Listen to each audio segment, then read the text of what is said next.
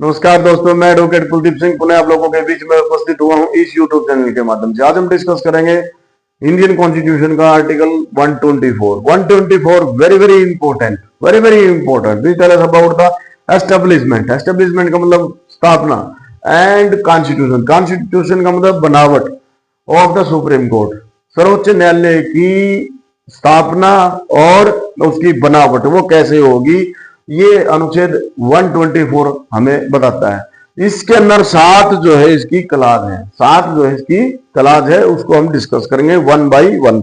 Number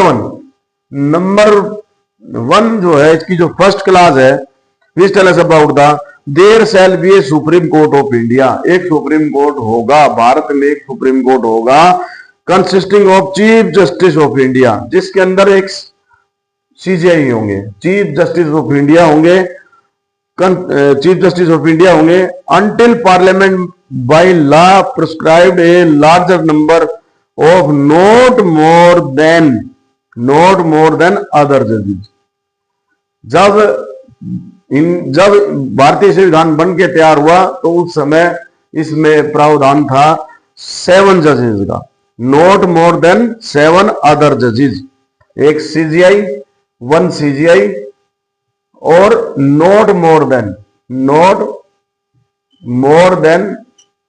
7 जजेस, 7 जो है 7 अदर जजेस, 7 अदर जजेस यानी 7 प्लस में 1 यानी कि 8।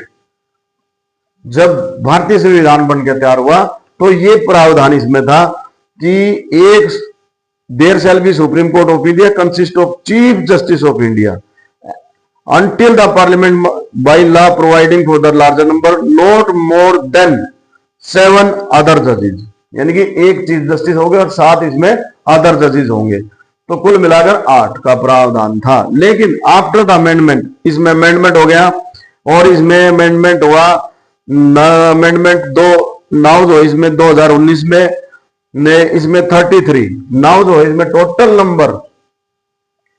नंबर ऑफ द जजेस सुप्रीम कोर्ट के टोटल में 33। अगर बात करें तो इसमें जो अभी हाल फिलहाल जो इसका एट प्रेजेंटली इसका जो प्रावधान है कि कितने इसमें सुप्रीम कोर्ट में कितने जजेस होंगे, तो टोटल जो है 33 है, इसमें संख्या कितनी है 33। तो ये हमें बताता है, फर्स्ट जो क्लास बताता है कि सुप्रीम कोर्ट के अंदर कितने टोटल जज होंगे। तो ये फर्स्ट क्लास थी। फर्स्ट क्लास के बाद जो है इसमें now we will discuss second class ये कहती है कि एवरी जज of the supreme court shall be appointed by the president के द्वारा उनको अपॉइंट किया जाएगा by warrant under his hand and seal on the recommendation of the national judicial appointment commission to in article 124A, जिसमें 124A के अनुसार 124 के अंदर जिसके अंदर जो है नेशनल जुडिशियल अपॉइंटमेंट कमीशन बनाया गया है। नेशनल जुडिशियल अपॉइंटमेंट कमीशन का गठन किया गया है। इसको 124 आर्टिकल को इस 2014 के अंदर इसको 2014 के अंदर इसको अमेंडमेंट करके और इसमें जोड़ा गया है। इसको 99 अमेंडमेंट 99 अमेंडमेंट हुआ संविधान के अंदर और 2014 के अंदर, और 124A जोड़ा गया। 124A के अंदर नेशनल जुडिशियल अपॉइंटमेंट कमीशन का प्रावधान इसमें ऐड किया।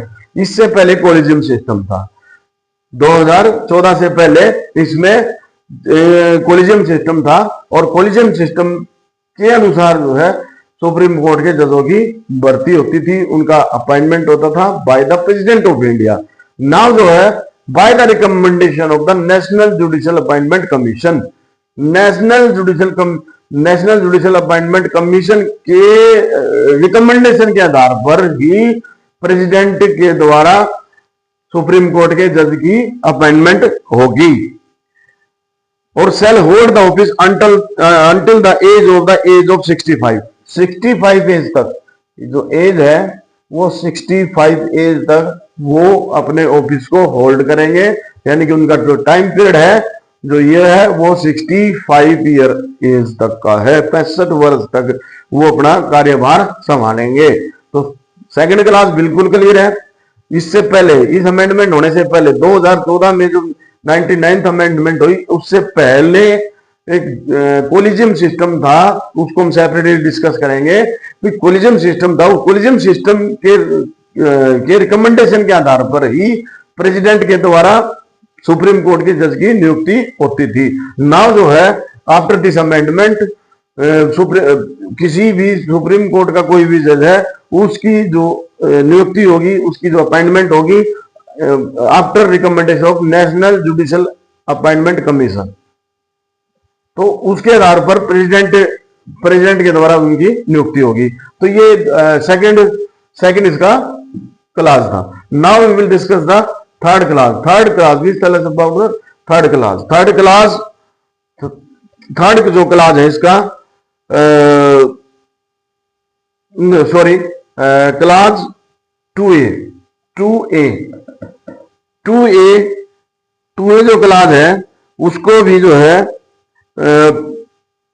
1963 के अंदर 1963 के अंदर 15th अमेंडमेंट, जो 15th अमेंडमेंट 1963 के अंदर जोड़ा था 2A के अंदर। द एज ऑफ जज of supreme court shall be determined by the such authority in such a manner the parliament में बाय लॉ प्रोवाइड। यानी कि अगर जो सेकंड क्लास के अंदर जो एज डिसाइड की गई है 65 की, तो ये जो एज को डिसाइड करने का अधिकार किसको हो, वो पार्लियामेंट को है। तो इसमें 2A के अंदर का बताया गया है कि एज का जो मैटर होगा, एज जो डिसाइड की जाएगी वो पार्लियामेंट के द्वारा की जाएगी। पार्लियामेंट के द्वारा लॉ बनाकर, कानून बनाकर उसको डिसाइड किया जाएगा। तो ये जो 2A है। नाउ जो है इसमें क्लास 3 क्या कहता है?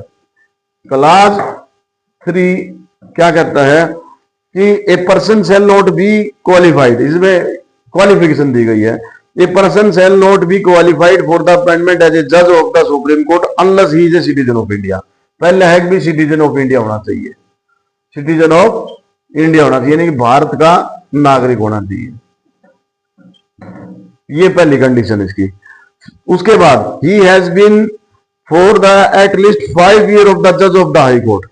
कम से कम 5 साल तक वो जो है हाई कोर्ट में, किसी भी हाई कोर्ट में एज ए जज उन्होंने अपना काम किया हो। और 2 और मोर सच कोर्ट इन सक्सेशन, यानी कि 2 और मोर या फिर जो है 2 या 2 से अधिक जो है सक्सेशन कोर्ट के अंदर उन्होंने काम किया हो। तो ये जो है सेकंड इनकी कंडीशन है। अब नेक्स्ट जो है has been at least 10 year of the advocate of high court। तो अगली जो है 10 ईयर, 10 साल तक उन्होंने as a advocate in high court के अंदर, किसी भी हाई कोर्ट के अंदर 10 साल तक उनकी प्रैक्टिस होनी चाहिए एज ए एडवोकेट। या फिर 2 और मोर सच कोर्ट सक्सेशन, यानी कि या फिर 2 या 2 से अधिक जो है सेशन कोर्ट के अंदर उनका जो है अनुभव होना चाहिए। पहला ये है कि 5 साल तक वो हाई कोर्ट में एज ए जज के तौर पर उनकी प्रैक्टिस होनी चाहिए। एज ए जज उन्होंने काम किया हो तो उनको सुप्रीम कोर्ट में जज रिकमेंड किया जा सकता है। दूसरी ये है 10 साल तक वो एज ए एडवोकेट किसी भी हाई कोर्ट में उनकी प्रैक्टिस हो, उनका अनुभव हो, तो उनको सुप्रीम कोर्ट में जज अपॉइंट किया जा सकता है। नेक्स्ट जो है at in opinion of the president, distinguished jurist. अगर प्रेसिडेंट का ओपिनियन है किसी भी जूरिस्ट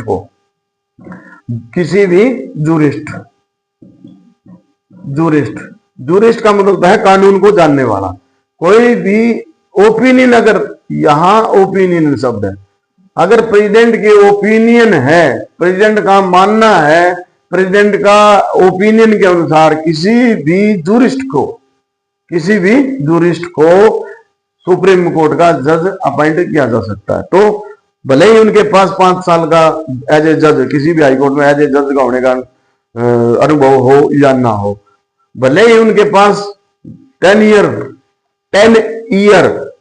एक्सपीरियंस एज एडवोकेट किसी भी हाईकोर्ट में हो या ना हो, लेकिन जो थर्ड जो चीज है इसमें आई है कि if president has a opinion कि उसके पास इमिनेंट जूरिस्ट है, अगर कोई इमिनेंट जूरिस्ट है, कोई प्रबुद्ध जूरिस्ट है, जूरिस्ट का मतलब था कानून को जानने वाला, कानून की जानकारी रखने वाला, उसको भी सुप्रीम कोर्ट का जज अपॉइंट किया जा सकता है। फॉर एग्जाम्पल किसी प्रोफेसर को, लॉ प्रोफेसर को इसमें भी अपॉइंट किया जा सकता है as per the constitutional provision. पर लेकिन अब तक शायद एज पर माई नॉलेज किसी भी जूरिस्ट को एज ए सुप्रीम कोर्ट का जज अपॉइंट नहीं किया गया है। तो इसमें ये तीन एक्सप्लेनेशन, 2 एक्सप्लेनेशन है क्लास 3 की। भाई high court means the high court which exercise which में be time which at any time before the commencement of the constitution exercise jurisdiction in the part of the territory of India. मतलब high court, कोई भी high court हमारे India के अंदर जो structural जो राज्य के लिए एक स्पेशल सेपरेट हाई कोर्ट है, जितने भी डिस्ट्रिक्ट कोर्ट है और सबऑर्डिनेट कोर्ट है उसकी अपीलेट कोर्ट है, हाई कोर्ट है, तो हाई कोर्ट उसको माना गया है। तो इसमें दूसरी जो है एक्सप्लेनेशन है, for the purpose of the class period of during which the person has been an advocate, period during which a person has held judicial officer not inferior to district court after his became in advocate shall be included. अगर inferior court में नहीं होना चाहिए, जो 10 year experience है वो 10 year experience है वो लोअर कोर्ट का नहीं, वो हायर कोर्ट का होना चाहिए, यानी कि हाई कोर्ट का होना चाहिए। ये इसकी 2 एक्सप्लेनेशन थी। Now we will discuss the 4th class. इसकी जो 4th क्लास है, जो चौथी क्लास है, वो कहते हैं जज of the supreme court shall not be removed from the office accept in order of the president passed after the address by the each house of the parliament supported by the majority of the total number of the house and by majority not less than the 2/3 member of the house present and voting has been presented to the president in the session for removal of the ground of proved misbehavior or incapacity। इसमें 4th class में बताया कि भी किसी भी supreme court के जज को कैसे हटाया जा सकता है, तो उनको इम्पीचमेंट के माध्यम से उनको हटाया जा सकता है। उनके खिलाफ संसद के किसी भी सदन में महाभियोग का प्रस्ताव लाकर 2/3 मेजोरिटी से, इसमें दिया गया है 2/3 मेजोरिटी से टोटल प्रेजेंट एंड वोटिंग, जो 2/3 की मेजोरिटी से प्रस्ताव पास होना चाहिए, तब उनको हटाया जा सकता है। और इसके अंदर ग्राउंड क्या है? ग्राउंड ये है कि प्रूव्ड मिसबिहेवियर और इनकैपेसिटी, मिसबिहेवियर और इनकैपेसिटी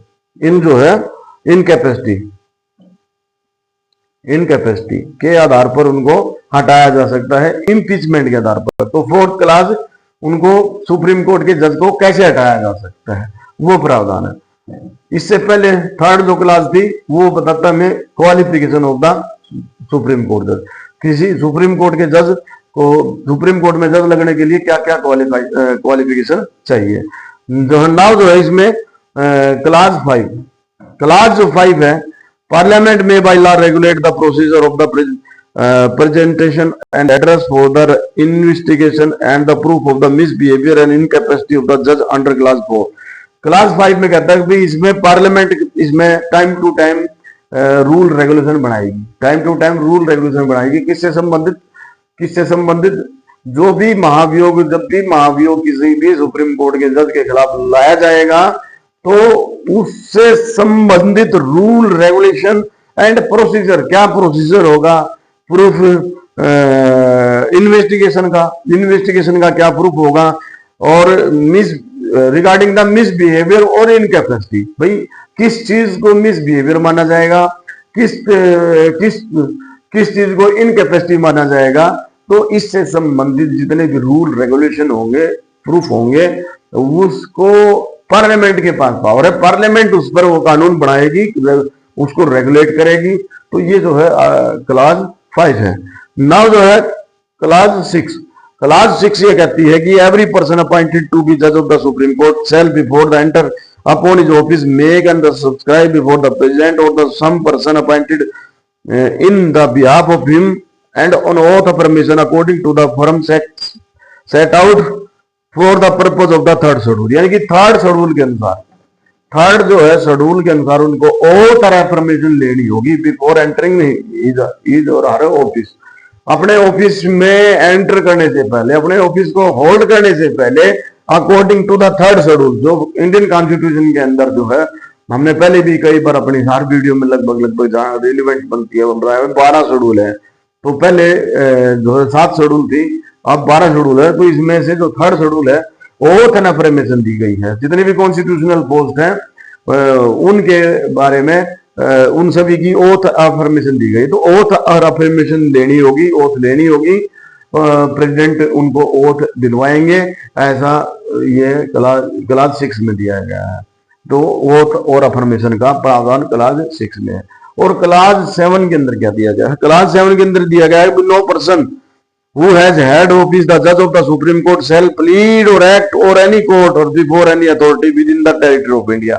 यानी कि अगर कोई भी सुप्रीम कोर्ट का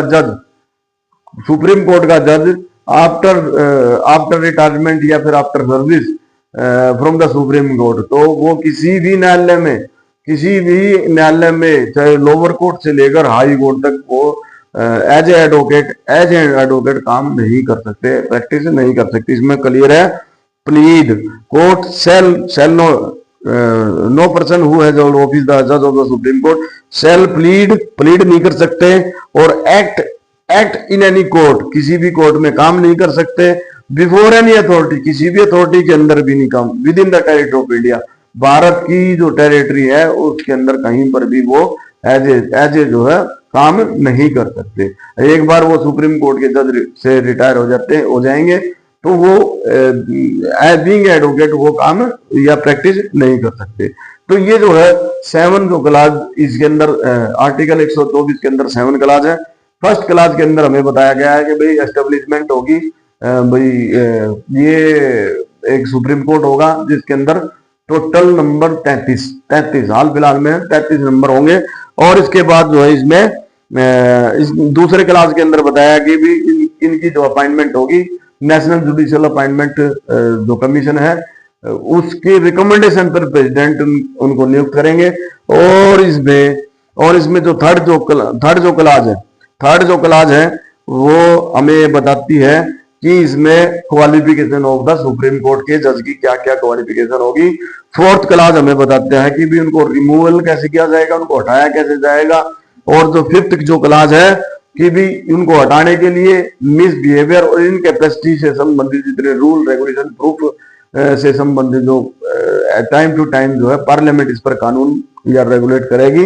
और छठी जो क्लास है उसके अंदर ये हमें बताया कि भी उनको ओथ और परमिशन लेनी होगी, प्रेसिडेंट उनको ओथ दिलवाएगा। 7th ये कहता है कि भी भारत के किसी भी न्यायालय में वो एज एडवोकेट प्रैक्टिस नहीं करेंगे। तो इस तरह से इसमें 7 क्लास हैं, 7 क्लोज हैं इसकी आर्टिकल 124 की establishment and the constitution of the supreme court, इसको हमने समझा। तो आपको ये जानकारी अच्छी लगे तो आप इसको लाइक करें और सब्सक्राइब करें। थैंक यू, धन्यवाद।